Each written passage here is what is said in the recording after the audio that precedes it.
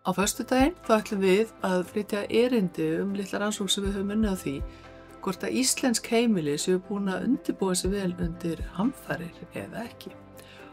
Og það nú einu sinni þannig að það blasa við fjölmargar áskoranir sem að við gætum þurft að takast á við í náinni framtíð. Loftslagsbreytingar að valda okkur alls kyns usla og við erum með aukna tíðni svona almennt í heiminum á náttúruhamförum og auðvitað vitum við allir að það óróleiki í alþjóðasamskiptum og gæti allt mögulegt gerst í þeim efnum, þannig við þurfum að vera tilbúin.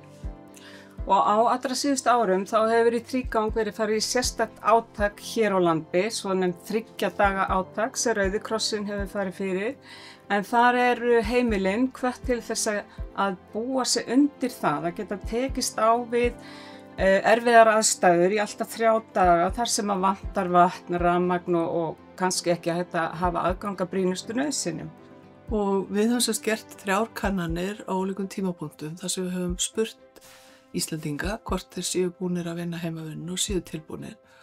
Og við ætlum að segja ykkur allt um þetta í Þjóðarspegli á föstudagsmorgun. Hlökkum til að sjá okkur!